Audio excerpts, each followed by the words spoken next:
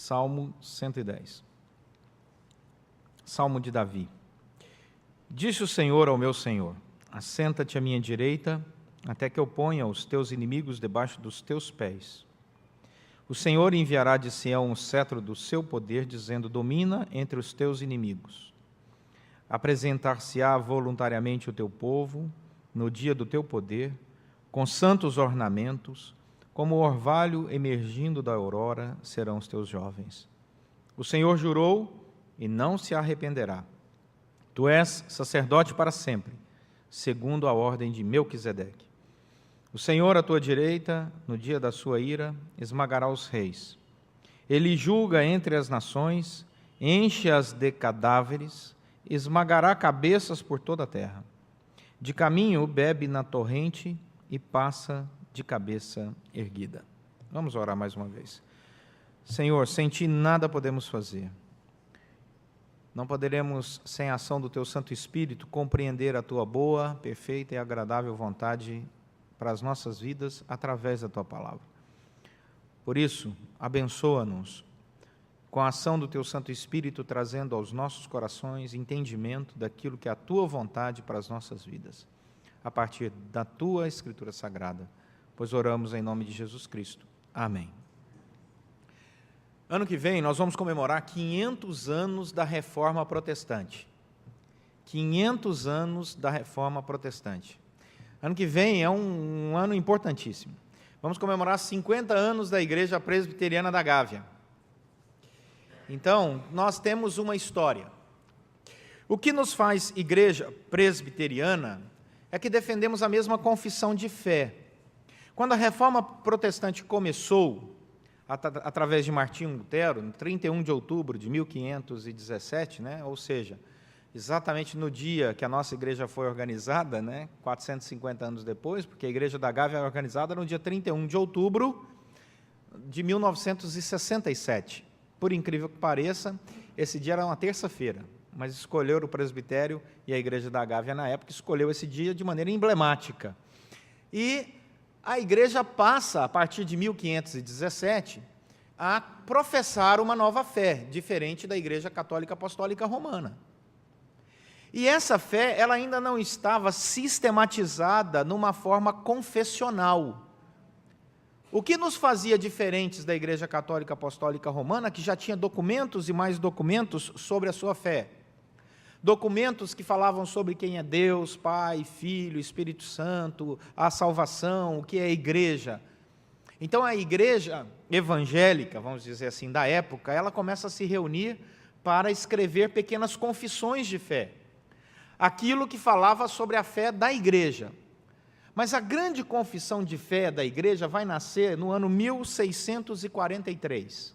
O parlamento inglês é convocado para escrever uma confissão de fé. E ele convida 121 teólogos, pastores ingleses, que vão se reunir para pensar a fé.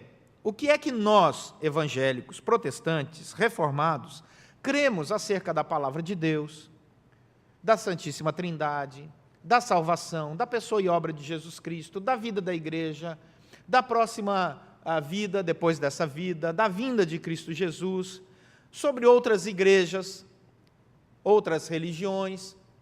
E durante alguns anos, entre 1643 e 1649, na abadia de Westminster, em Londres, sempre que aparece a cidade de Londres, mostra ali, aquela abadia de Westminster, lindíssima, muitos aqui já tiveram por lá, acontece essa reunião para fazer e escrever a Confissão de Fé de Westminster, que é o nosso símbolo de fé. Então, se você quer saber se você está numa boa igreja presbiteriana, pergunte se essa igreja defende a Confissão de Fé de Westminster, se ela concorda com a Confissão de Fé de Westminster, porque foram 121 pastores escolhidos a dedo, que eram pensadores, 4 pastores escoceses e mais 30 representantes do parlamento inglês. E eles compuseram, então, a Assembleia de Westminster e escreveram a nossa Confissão de Fé. E um dos embates mais interessantes que aconteceu na Confissão de Fé de Westminster, durante essa reunião, foi quando um grande erudito levantou, um teólogo, para defender uma posição lá, e ele começou a convencer o plenário de que seu ponto teológico estava correto.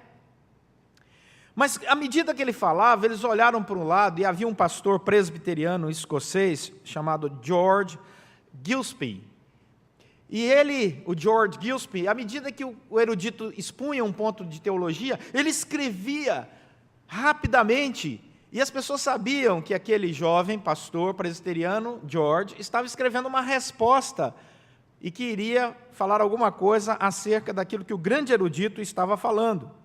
E ele escrevia tão rápido e tão afoito que as pessoas ficaram impressionadas enquanto o grande erudito expunha o seu ponto de vista. E quando esse erudito terminou de expor todo o seu ponto de vista teológico, o pastor George levanta e diz: eu quero a palavra.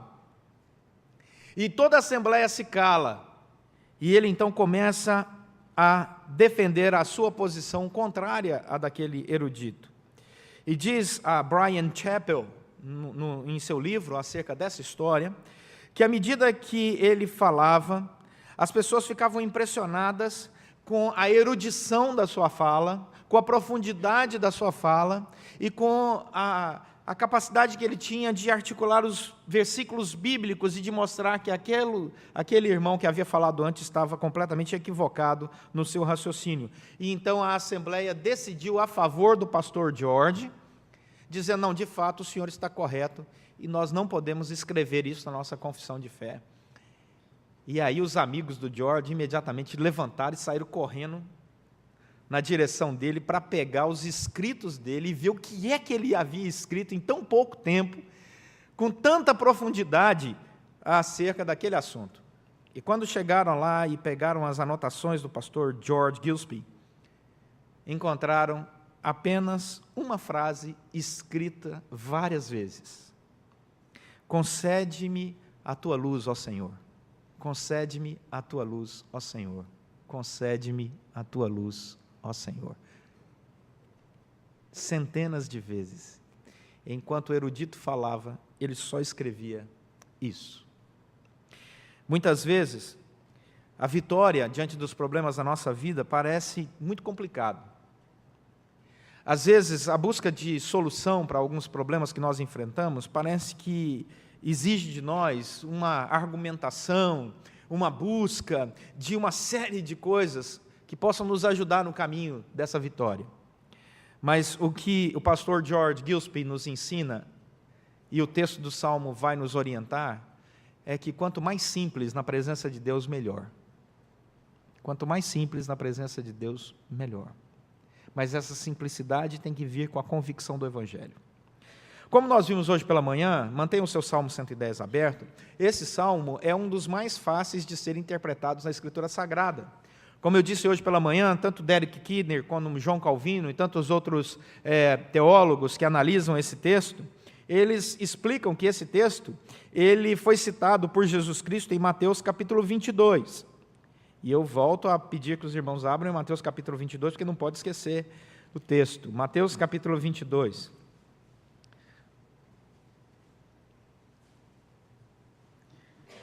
Do verso 41 a 46, quando Jesus está reunido com os fariseus, ele pergunta para os fariseus, Mateus 22, 41 em diante.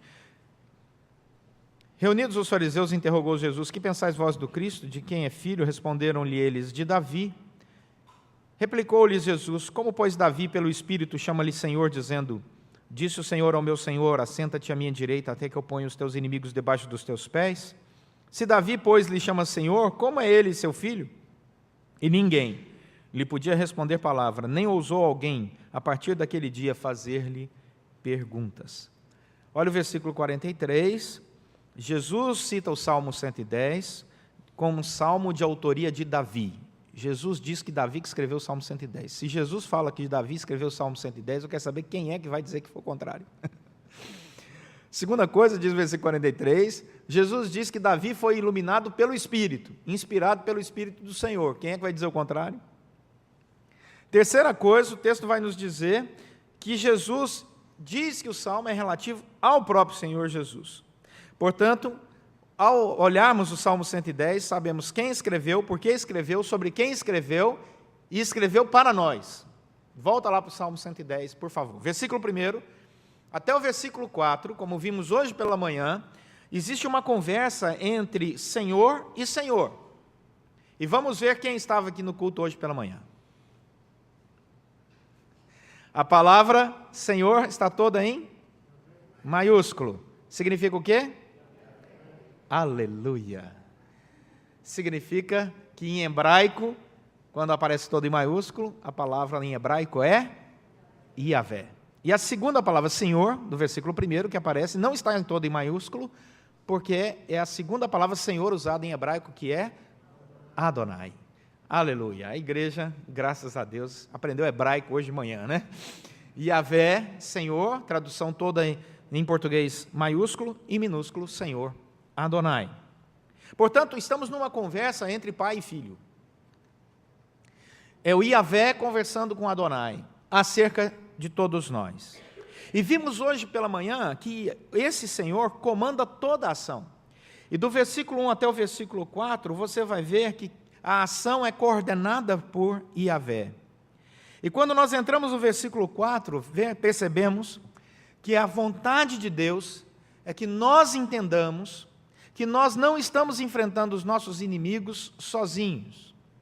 E vimos hoje pela manhã que os nossos inimigos são internos, externos, existenciais, inimigos sociais, relacionais e também espirituais. Mas Deus vem e nos abençoa e nos conduz. E em todo o tempo sentimos no Salmo 110 a presença de Deus como se nos abraçasse e dissesse: eu sou o seu companheiro na jornada. Eu estou ao lado de você. Eu estou ao seu lado o tempo todo. E olha o que diz o versículo 4, então. O Senhor começa com uma palavra, que é Yavé, versículo 4, estabelecendo um forte vínculo conosco. Diz o versículo 4 que o Senhor jurou. O Senhor jurou e não se arrependerá. Não bastasse o fato de que Deus já nos conduziu à vitória, já manifestou o seu amor, já disse que a igreja iria responder voluntariamente à presença dele em nós, gerando em nós uma adoração verdadeira, vimos hoje pela manhã. Não bastasse tudo isso, o Senhor agora no versículo 4 reintroduz a sua relação conosco, dizendo: eu tenho um compromisso com o meu povo, eu juro e não me arrependo. Eu não sei se você já fez algum juramento e se arrependeu, mas provavelmente algum você já fez, talvez com você mesmo. Eu não vou comer isso, que isso me faz mal. Passa algum tempo, você chega num lugar, a pessoa coloca aquele prato, você diz o quê? Eu acho que aquele dia não foi isso que me fez mal, foi outra coisa. Aí você come de novo. E aí daí a pouco você se arrepende. A palavra diz que o Senhor não é assim. O Senhor, quando Ele fala, Ele cumpre. Quando Ele jura, Ele não se arrepende. Qual é o juramento do Senhor? O juramento do Senhor é que Cristo Jesus seria o nosso sacerdote para todo sempre. E Ele usa o exemplo de Melquisedeque, que é um sacerdote no Antigo Testamento, que aparece, e da mesma maneira maravilhosa que aparece, desaparece, sem que tenhamos nenhum relato sobre seu início e seu fim. E a ideia é dizer que o ministério de Jesus Cristo não tem início e não tem fim na sua relação conosco. E aí, Hebreus capítulo 7, vamos lá para Hebreus, vai dizer qual a importância de nós crermos em Jesus Cristo como nosso sacerdote, já que o Senhor jurou diante de um assunto tão sério. Hebreus capítulo 7, lá no Novo Testamento, página 237 do Novo Testamento, lá no final da sua Bíblia, página 237, é o texto de Hebreus 7, de 17 a 19, diz: porquanto se testifica, tu és sacerdote para sempre, segundo a ordem de Melquisedeque. Observe que, mais uma vez, um autor do Novo Testamento cita o Salmo 110 como palavra inspirada de Deus. Portanto, por um lado, se revoga a anterior ordenança, por causa de sua fraqueza e inutilidade. A anterior aliança, e ordenança, ela desfalece diante da promulgação dessa nova lei, desse novo momento em que nós vivemos. Não a nova lei de Deus, mas uma lei relacional, nossa aqui. Pois a lei nunca aperfeiçoou coisa alguma, diz o versículo 19. Por outro lado, se introduz esperança superior, pela qual nos chegamos a Deus. A esperança superior que nos introduz, nos chega a Deus, é Jesus Cristo. Não são as ordenanças passadas, não é a guarda da lei, é a nossa fé em Cristo Jesus. O que é que nos ajuda, portanto, a vencermos as dificuldades? Quando nós entendemos que o sacerdote, Jesus Cristo, o sumo sacerdote, anda ao nosso lado, caminha conosco e nos conduz à presença de Deus. Esse é o trabalho do sumo sacerdote Jesus Cristo. Quando nós oramos, quando nós pedimos, quando nós clamamos em nome de Jesus Cristo, nós somos introduzidos, por causa deste nome maravilhoso, à presença de Deus. E o Espírito Santo responde às orações que nós fazemos ao Deus Pai em nome de Jesus Cristo. Toda a Santíssima Trindade trabalha a nosso favor, para a glória de Deus. Não para a nossa glória, mas para a glória de Deus. Isso é muito importante. João capítulo 14, versículo 10 a 14. João capítulo 14, versículo 10 ao 14. Evangelho de João, página 118 do Novo Testamento. João 14, de 10 a 14. Diz o seguinte, olha o que Jesus diz. É Jesus quem está falando. Não crês que eu estou no Pai e que o Pai está em mim? As palavras que eu vos digo, não as digo por mim mesmo, mas o Pai que permanece em mim faz as suas obras. Aí você, com o Salmo 110 lá atrás, na sua mente, você começa a entender esse diálogo de Cristo. Versículo 11. Crede-me que estou no Pai e o Pai em mim. Crede ao menos por causa das mesmas obras. Em verdade vos digo que aquele que crê em mim fará também as obras que eu faço e outras maiores, no sentido numérico, no grego, fará, porque eu vou para junto do Pai. E tudo quanto pedirdes em meu nome, disse Jesus, isso farei, a fim de que o Pai seja glorificado no Filho. Por que o Pai vai ser glorificado no Filho? Porque o Pai prometeu lá no Salmo 110 que o Filho seria o sacerdote. Portanto, quando eu oro ao Filho, o Pai realiza a obra para confirmar o compromisso do próprio Deus Pai conosco. Continua. Se me pedires alguma coisa em meu nome, eu o farei.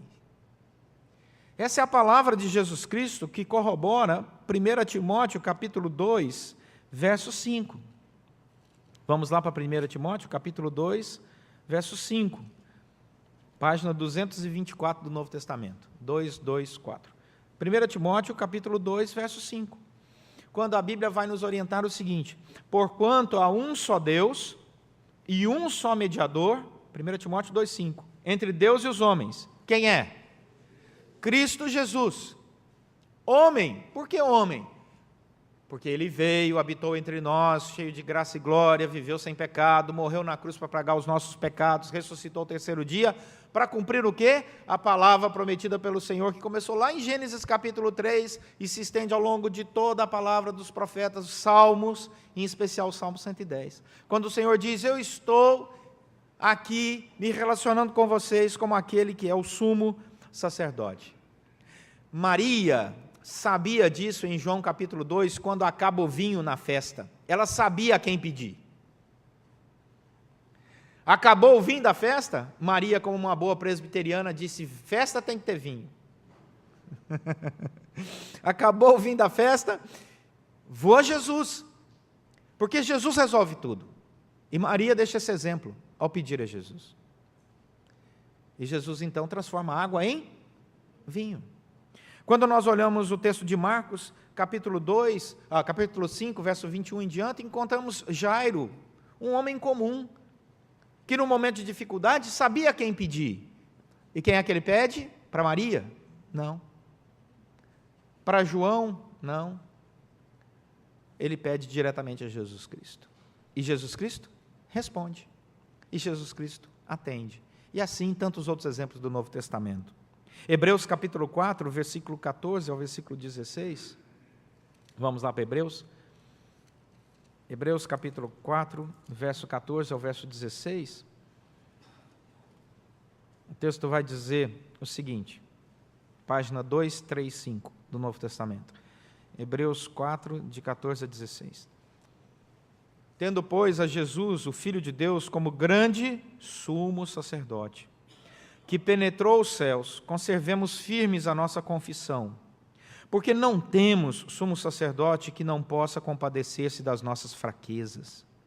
Antes foi ele tentado em todas as coisas à nossa semelhança, mas sem pecado. Acheguemo-nos, olha o convite, portanto, porque ele é o sumo sacerdote, confiadamente, não é duvidando não, junto ao trono da graça. Como? Em oração. Qual será o resultado? A fim de recebermos misericórdia e acharmos graça para socorro, no momento que você precisar de socorro, na ocasião oportuna. Porque, graças a Deus, a gente não precisa de socorro o tempo todo. Nossas lutas acontecem aqui e acolá. E quando precisamos de socorro, entramos na presença do Senhor em oração de maneira especial e Ele atende. E quando não precisamos de socorro, entramos na presença dEle em oração e gratidão e Ele recebe o nosso louvor. E é esse o relacionamento que Jesus, como sumo sacerdote, estabelece conosco. Volta lá para o Salmo 110. Portanto, entendemos agora que nesse diálogo santo aí, Yahvé, Adonai, Deus jura e não se arrepende que Cristo Jesus será o nosso sumo sacerdote, pelo qual as nossas orações serão levadas à presença de Deus Pai, pela ação do Espírito Santo serão respondidas, e Deus então estenderá o seu reino, como vimos hoje pela manhã no versículo 3, através de uma igreja que com coração voluntário e alegre se relaciona com o Senhor e manifesta dia após dia a alegria e a certeza de que Deus governa todas as coisas e o dia vai chegar em que Ele vai manifestar até a sua justiça. Olha o que diz o versículo 5. O Senhor à tua direita, no dia da sua ira, esmagará os reis. Por isso que Mateus capítulo 5 vai dizer que bem-aventurados são os que têm fome e sede de justiça, porque eles serão fartos. Nós vivemos nesse mundo, passamos por dificuldades, mas também nos indignamos muitas vezes com a injustiça mundial. E o Senhor diz, não se preocupe com isso aí não, eu vou resolver. No dia em que eu julgar todos os povos, você estará lá assistindo, com fome e sede de justiça, sendo farto, porque eu sou teu sacerdote pessoal, mas continuo como rei de todo o universo. Por isso, o dia da ira ainda não chegou, e a nossa responsabilidade é avisar para as pessoas aí fora que vai chegar. 2 Coríntios, capítulo 5, verso 18 em diante, 2 Coríntios, capítulo 5, verso 18 em diante, Paulo diz assim, ora, tudo provém de Deus que nos reconciliou consigo mesmo. 2 Coríntios 5, 18. Como é que Ele nos reconciliou com Ele mesmo? Diz o versículo, por meio de Cristo. E aí, eu com isso? Você com isso? O texto continua, versículo 18, Ele nos deu o ministério da reconciliação. Cabe a nós agora dizer para as pessoas aí fora, esse é o nosso ministério, que Deus está convidando cada um para uma reconciliação com o nosso Deus Criador pela fé em Cristo Jesus. A saber, versículo 19, que Deus estava em Cristo Jesus reconciliando consigo o mundo, não imputando aos homens as suas transgressões e nos confiou a palavra da reconciliação. Se a igreja não proclamar o evangelho, quem vai fazer? Que a palavra da reconciliação está conosco, o ministério é nosso. Como se diz por aí, né? A bola está conosco. Versículo 20. De sorte, meus irmãos, que todo mundo toma posse aqui hoje no versículo 20. De sorte que somos embaixadores em nome de Cristo. Como se Deus exortasse por nosso intermédio. Em nome de Cristo, pois, rogamos que vos reconcilieis com Deus. Essa palavra é muito bonita, porque ela dá propósito à nossa existência. Mostra que Deus nos chamou, nos resgatou, nos salvou e nos deu um ministério. E que cada cristão deve sair aí fora testemunhando com a sua vida a alegria de viver em paz no meio das dificuldades, de superar, de ser mais do que vencedor em Cristo Jesus e de testemunhar para as pessoas. Quando alguém perguntar a razão da sua fé, Você tem que dizer, é porque Cristo Jesus me reconciliou com Deus, Ele é meu sumo sacerdote, eu oro diretamente com Ele, e Ele intercede por mim. Evangelho de João fala isso, e a carta de João, que nós lemos hoje, primeira carta de João, no capítulo 2, versículo 1, nós temos advogado junto ao Pai, que é Jesus Cristo, o justo. Olha que milagre, advogado justo. Desculpe, Arnaldo, nem todo advogado é injusto, mas é porque eu não entendo o porquê dessa vírgula ali, mas tem algum motivo, né? Guto, né? A gente ama os advogados, né? By the way, meus irmãos, nota de rodapé, eu fui aprovado em 2 vestibulares de Direito, quando larguei tudo e fui para o seminário, talvez esteja aí uma coisa interessante, né? Esse texto é interessante porque ele vai dizer para nós que Jesus Cristo, então, intercede a nosso favor. E diz o versículo 5, que ele vai atingir em cheio, lá do Salmo 110, no dia da sua ira, os reis. Ele sabe quem deixou de realizar aquilo que deveria. Portanto, ele intercede e manifesta no dia da sua ira a sua manifestação de justiça. Versículo 6, e julga entre as nações, e enche essas nações de cadáveres, e esmagará cabeças por toda a terra. Quando você lê isso, você fala, meu Deus, é o Deus pisando nas cabeças. Não, a ideia aqui no hebraico é liderança. Ele esmagará as lideranças. Cabeças aqui são líderes. Líderes não apenas de governo, porque esses já estão contemplados no versículo 5, mas são líderes de outras áreas. Por exemplo, a área da mídia, da economia mundial, da indústria, e que foram ímpios e fizeram o mal nessa terra, eles também vão acertar contas com o Senhor. Não são só políticos, outras lideranças também. Sabe por quê? Porque no dia do juízo final, o Senhor vai colocar diante desse povo que fez tanto mal na terra, as orações dos santos. Apocalipse capítulo 5. Abra aí para você ver, Apocalipse capítulo 5. O texto de Apocalipse mostra o desespero de João, que queria justiça, e que no texto de Apocalipse capítulo 5, ele fala, cadê a justiça de Deus quando Deus vier, como é que a coisa vai acontecer? E ele está preocupado. João, escrevendo Apocalipse capítulo 5. Diz Apocalipse capítulo 5, vi na mão direita daquele que estava sentado no trono um livro escrito por dentro e por fora, todo selado com 7 selos. Vi também um anjo forte, que proclamava em grande voz, quem é digno de abrir o livro e de lhes desatar os selos? Ora, nem no céu, nem sobre a terra, nem debaixo da terra, ninguém podia abrir o livro, nem mesmo olhar para ele. E eu chorava muito, João está falando, porque ninguém foi achado digno de abrir o livro, nem mesmo de olhar para ele. Todavia, um dos anciãos me disse, não chores, eis que o leão da tribo de Judá, a raiz de Davi, que venceu para abrir o livro e os seus 7 selos. Então vi no meio do trono e dos 4 seres viventes, e entre os anciãos de pé um cordeiro, como tendo sido morto.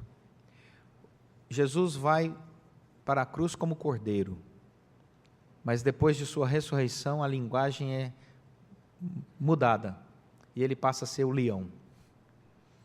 Quem morre como cordeiro renasce, né?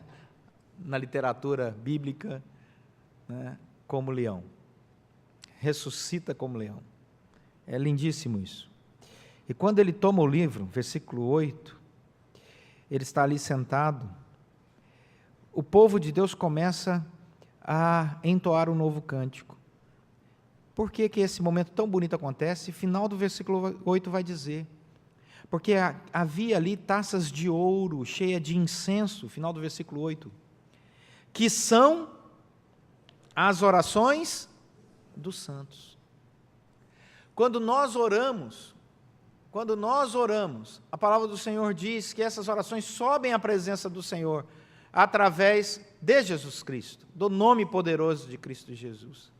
E aquelas que nós ainda não tivemos respostas, um dia serão respondidas pelo próprio Senhor.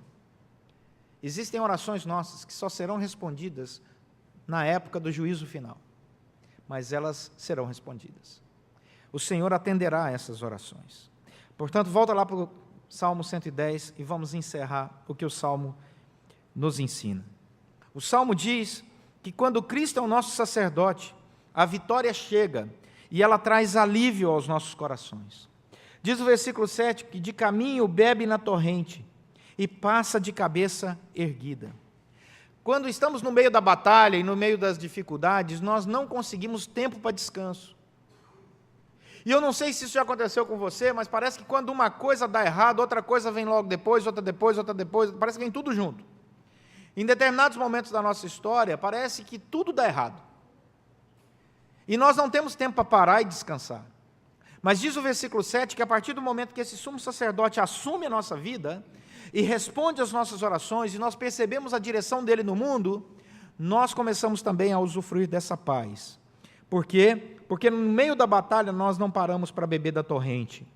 Porque a orientação do Senhor é que você fique sempre alerta. Por isso, vigiai e orai para que não entreis em tentação. Quando o Senhor disse para Gideão, Gideão, você precisa escolher 300 homens para uma boa batalha? Ele disse, Senhor, tenho tantos milhares de soldados aqui, como é que eu devo escolher bons soldados no meio de milhares de soldados? O Senhor falou assim, leva eles para a beira de um rio ali, e põe eles para beber água, depois de uma longa caminhada com lança na mão, escudo, põe eles para beber água.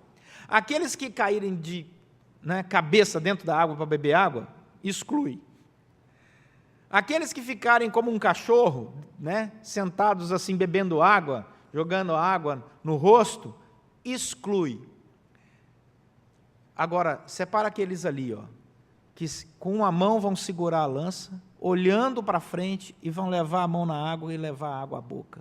Atentos porque estão no meio da batalha. Com esses você vencerá. Nós estamos em batalha. Temos que vigiar e orar para não cairmos. Temos que vigiar e orar para não cair, mas nós estamos caminhando para o momento em que seremos conduzidos por Deus às águas de descanso. Isso é emblemático no Salmo, na crucificação de Jesus Cristo em Mateus capítulo 27, verso 34, quando pegaram um ensopo, levaram à boca dele, para que ele ali na cruz tivesse um refrigério com aquela bebida que estava na ponta da lança. E o que Jesus fez? Recusou aquela bebida, porque ele ainda estava em batalha. Ele ainda estava em batalha, não era hora de beber, era hora de continuar atento à batalha. Esse é um exemplo que Cristo dá a todos nós. Portanto, versículo 7 diz, ao final de tudo, bebe da torrente, renova suas forças. Versículo 7, passa de cabeça erguida, como um vencedor, porque o Senhor é por você, e Ele te conduz em triunfo.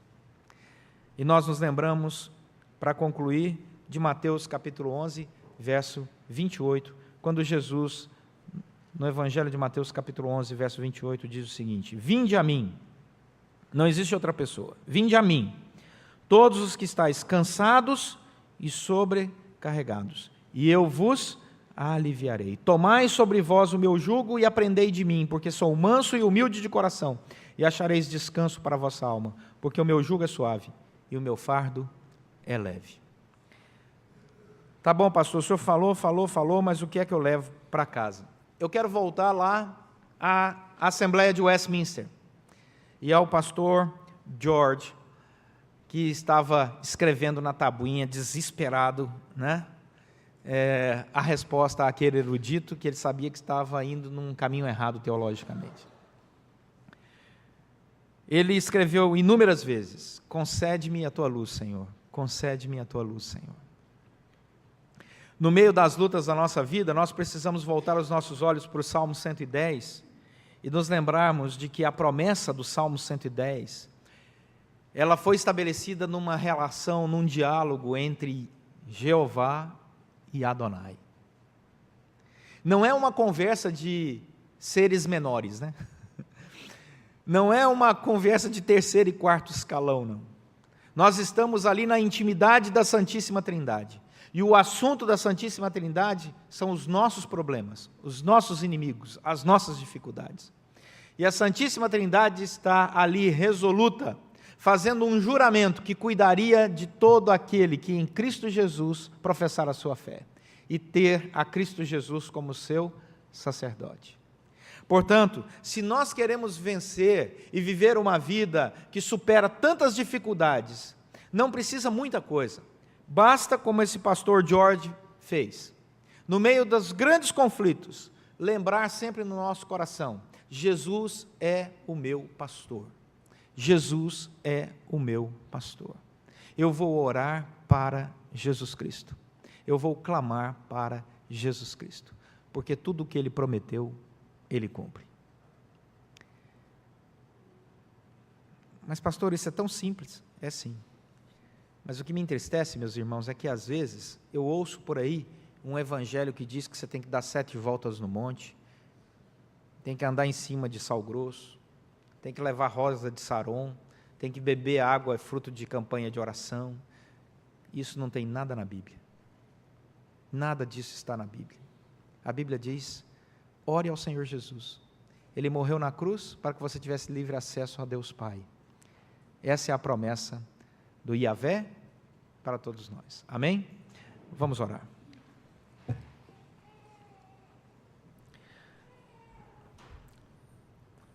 Senhor nosso Deus e Pai, enfrentamos muitos inimigos, interiores e exteriores, visíveis e invisíveis. Enfrentamos lutas e muitas vezes nos distraímos no meio da batalha, tentando beber uma água, sem prestar atenção naquilo que está ao nosso redor. E às vezes somos feridos. Mas ainda assim, a Tua boa mão, como bom pastor, nos resgata. Cuida das nossas feridas, leva sobre o Senhor mesmo as nossas enfermidades e nos traz cura e paz. Agora, Senhor, nós queremos voluntariamente agradecer ao Senhor, porque o Senhor se preocupou com a nossa vida e se preocupa conosco. O Senhor planeja e estabelece caminhos, meios para que possamos ter mais intimidade contigo. Ó Senhor, nós não queremos correr atrás de fórmulas mágicas, não queremos construir, ó Deus, algo tão grandioso que nos impossibilite de ver a simplicidade do Teu relacionamento conosco. Nós queremos, Deus, apenas fazer calar e sossegar a nossa alma na Tua presença e ouvir a Tua doce voz dizendo: este é o caminho, andai por ele. Por isso, Senhor, responde às nossas orações, porque é um grande privilégio que nós reconhecemos aqui nessa noite, ter a Jesus Cristo como nosso sumo sacerdote, que conduz as nossas orações quando oramos em Teu nome. Por isso, Senhor, recebe a petição de cada um aqui, a oração de cada irmão e irmã, e responde-nos dia após dia, para que possamos nos tornar embaixadores desta boa nova, para que todo aquele que crer em Cristo Jesus não pereça, mas tenha vida em abundância aqui nessa terra e vida eterna ao lado do Senhor. Oramos agradecidos, porque o Senhor é nossa justiça e nossa paz. Em nome de Jesus Cristo. Amém.